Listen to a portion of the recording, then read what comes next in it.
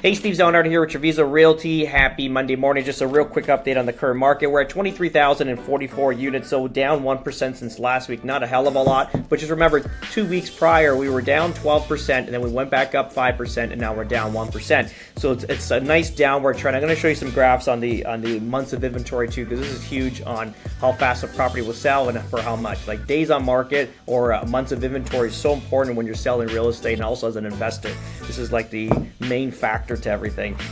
So that's that. Then we shipped it to Estero. We're 811 units, so down 1% since last week. Was like 822, something of that nature. And then the closings on both sides have dropped. So 28% down on closings in the last 7 days in Southwest Florida, which brought it to 458. And then in Estero itself, it's down 50% from 32 closed properties in 7 days to 17. But that doesn't mean that houses have not gone under contract. This is just, I want to just focus on one fundamental. So that's the closings here. So that's pretty much that. Let's look at some graphs. This is so important. Let me see if I can minimize this. Yeah, all right. So we pulled out some communities. So Bonita, Estero, so this is both. Estero itself, Naples Park, and then Cape Coral. I mean, I guess we can do, I think I only have a few of these. Maybe Naples City.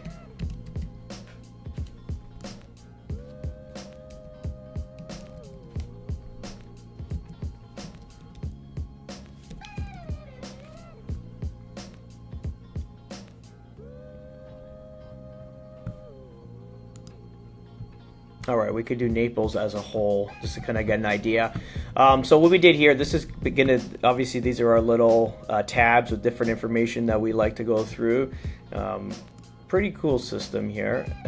So we got Estero, Naples Park, Cape Coral, and then Naples as a whole. So just to kind of give you an idea. I like Naples Park because it's out of gate and it's high investment in that community. So I'd like to keep that on the board.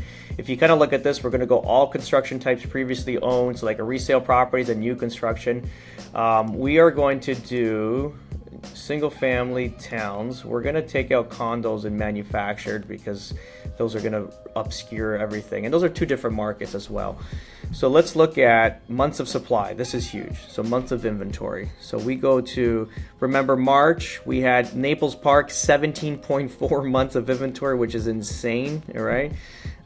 Estero had 7.8, Cape 8.5, and Naples itself as a whole was 11. So it was heavily built. And then we got into April. Estero dropped. Estero stayed the same, a 7.8. Naples dropped 2 months of inventory. Cape dropped just a bit, not too much, and then Naples as a whole dropped a half a month. And then you get into May again. So look at this. Estero's down to 6.7 months of inventory, which is fantastic. Naples Park down 14 months, which is literally, if you saw at the height, they're at 17. So they're down 3 months from that. Which is great. And then ultimately Cape 7.8, Naples 9.3. So that's really nice. We're trending in the right direction. This is real-time information for people if you are interested in this. If we get into, let's go into values. We dropped off a bit. Look at this. What is this green one? Naples Park. So this is zigzag. But you got to remember, Naples Park has spec lots for 600,000, teardowns for 700, 800,000. Then you get into like living houses between 8 to $1 million, then you get 2 million, then there's 3 million. So this is why this is all over the place. It's got not one set product. But if we get into, let's just do month over month. April, sales price, Estero 662 average, Naples Park 900, Cape 375, Naples as a whole 800. And then obviously we dropped off here. You kind of see 654 in Estero, 667 in Naples Park, but that's probably based on sales. This didn't drop $300,000 because that's nonsense. Just because there's so many different products in that community. But if you look at Naples as a whole, because that'll combine all of Naples, it went from 800 to 735, which is definitely a big drop. So look at Cape. I like this linear line for investing. It's the best, most predictable. As you know, we built a property out that way. We leased it out temporarily just to kind of offset We paid it in cash, so we don't have any debt on it, which is great. So we could have held it long for sale, but then at some point you got to throw in the towel. Is it worth it just to kind of let it sit there vacant? Let's see, closed sales again. Let's see what we got. March was the height. Clearly, Naples 386, Cape 554. Remember, Cape Coral is the largest city in Southwest Florida, 220,000 people of population, which is surprised me. I thought Fort Myers would have been the top, and second is Lehigh, and third is Fort Myers.